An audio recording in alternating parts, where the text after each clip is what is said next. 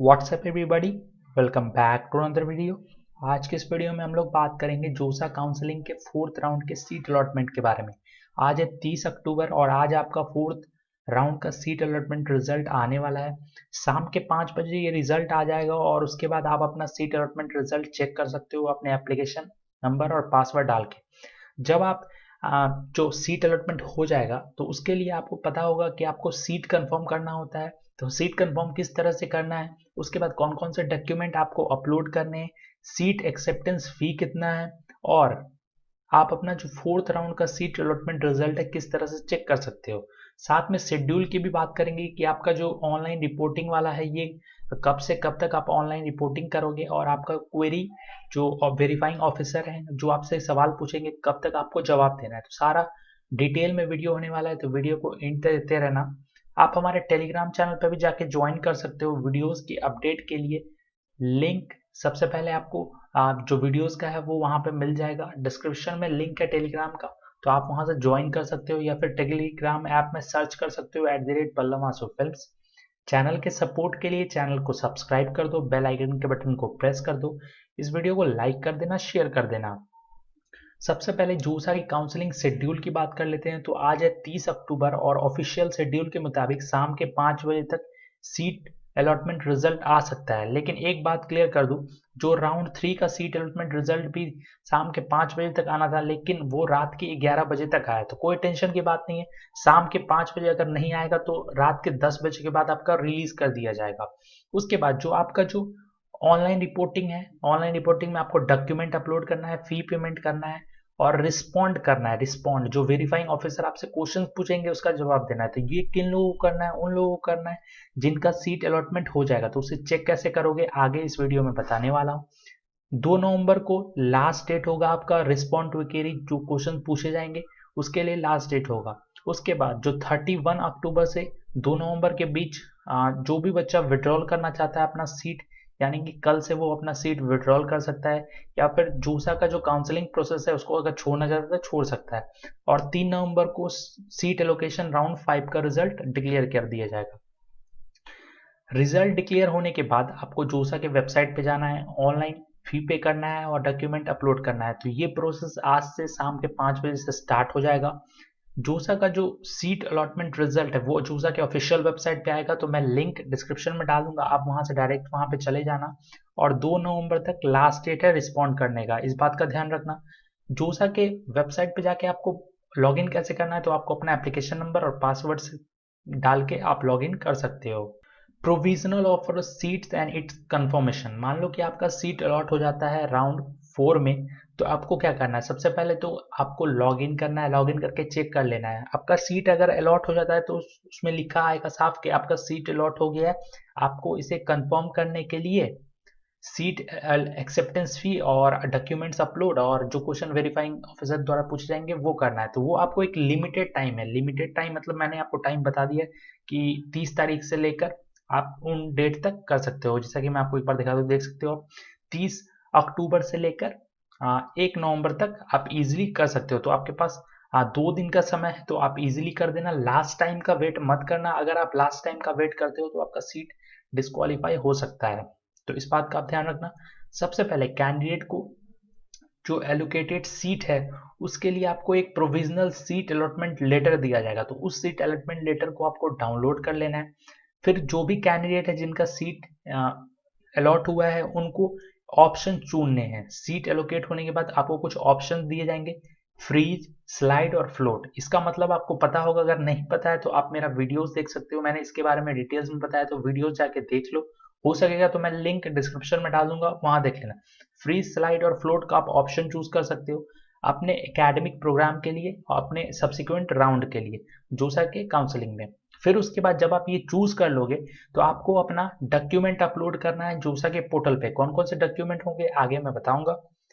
जो भी कैंडिडेट्स हैं उसको सीट एक्सेप्टेंस फी पे करना होगा, अपने कैटेगरी के हिसाब से सीट एक्सेप्टेंस फी पे करना होगा। सीट एक्सेप्टेंस फी अगर पे नहीं करते हो तो आपका जो कंफर्मेशन है वो नहीं होगा।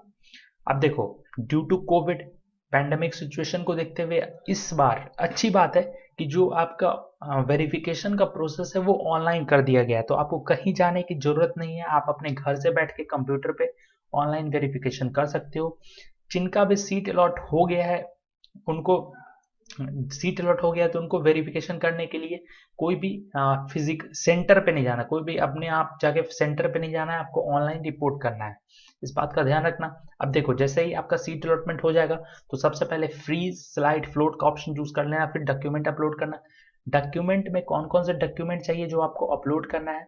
क्लास 10th का सर्टिफिकेट चाहिए या फिर बर्थ सर्टिफिकेट चाहिए, दोनों में से कोई भी चलेगा। क्लास 12 का मार्कशीट या फिर state of eligibility proof. Class 12 का मार्कशीट आप सभी के पास होगा तो वही लगा देना। Category certificate EWS, OBC, NCL, SC, ST, अगर आपने कैटेगरी सेलेक्ट किया है तो आपके लिए ये सर्टिफिकेट इंपॉर्टेंट है। पीडब्ल्यूडी सर्टिफिकेट आपने अगर चूज किया है तो आपके लिए जरूरी है। Medical certificate, OCI, PIO card जरूरी है। पासपोर्ट या फिर citizen certificate if applicable. Cross bank cheque, photocopy of passbook और स्क्रीनशॉट ऑफ ऑनलाइन अकाउंट। आप देखो, आपका बैंक अकाउंट होगा तो उसका चेक का फोटो खींच लेना, या फिर पासबुक का फोटो कॉपी करा के खींच सकते हो, या फिर स्क्रीनशॉट ले सकते हो अगर आप ऑनलाइन नेट बैंकिंग यूज करते हो, या फिर अपना अकाउंट का आपको डिटेल्स वहां पे प्रोवाइड करना है, तो इस बात का भी ध्यान रखना। फिर आपका डीएस सर्टिफिकेट अगर मांगा जाए तो। सीट एक्सेप्टेंस फी कितना है इसके बारे में बात करें तो टोटल 15,000 रुपये कैंडिडेट्स को पे करने हैं। जो भी candidates SC, ST, general PWD, general EWS, PWD, OBC, NCL, PWD, SC PWD और एसटी पीडब्ल्यूडी के कैटेगरी के लोग हैं तो उनको 15,000 रुपये पे करनी है। उसके अलावा 35,000 फॉर अनरिजर्व कैटेगरी, जैसे कि आपका जनरल, ईडब्ल्यूएस, जनरल की बात कर रहा हूँ, फिर आपका ईडब्ल्यूएस, फिर आपका ओबीसी, एनसीएल, तो इन सभी को 35,000 रुपये पे करने हैं। इसमें एक बात का आप ध्यान रखना कि 2,000 रुपये जो फीस है वो इंक्लूडेड है जोसा के प्रोसेसिंग चार्ज। उसके अलावा जो भी फीस है वो आपके एडमिशन, मतलब यहाँ पे जब कंफर्म कर लोगे तो आपके कॉलेज में एडजस्ट कर दिया जाएगा।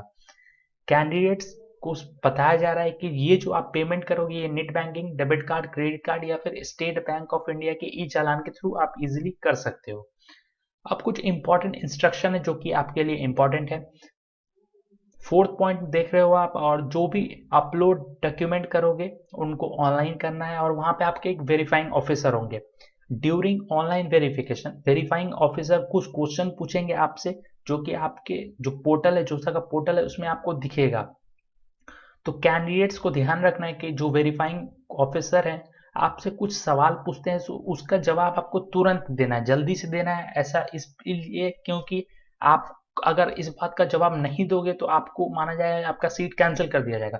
तो इसी तरीके से आप अपना जोसा के पोर्टल पे लगातार चेक करते रहना। मैंडेटरी है आपको जो वेरीफाइंग ऑफिसर क्वेश्चन पूछेंगे उसका जवाब देना। तो टाइमिंग आपको पता है, जितना जल्दी से जल्दी हो सके आप इजिली क्वेश्चन का जवाब देना, ताकि वेरीफाइंग ऑफिसर को कोई प्रॉब्लम ना हो आपको सीट कंफर्म करने में। अगर आप जवाब नहीं देते हो, रिस्पॉन्ड नहीं करते हो क्वेरी का, तो आपका सीट कैंसिल कर दिया जाएगा। 7th पॉइंट में साफ साफ लिखा हुआ है। Point number 8, at the time of admission, अगर मान लो कि जो ऑनलाइन रिपोर्टिंग कर रहे हो उसमें अगर आपका कोई भी डॉक्यूमेंट अगर फेक पाया जाता है या फिर फ्रॉड पाया जाता है तो आपका सीट कैंसिल कर दिया जाएगा।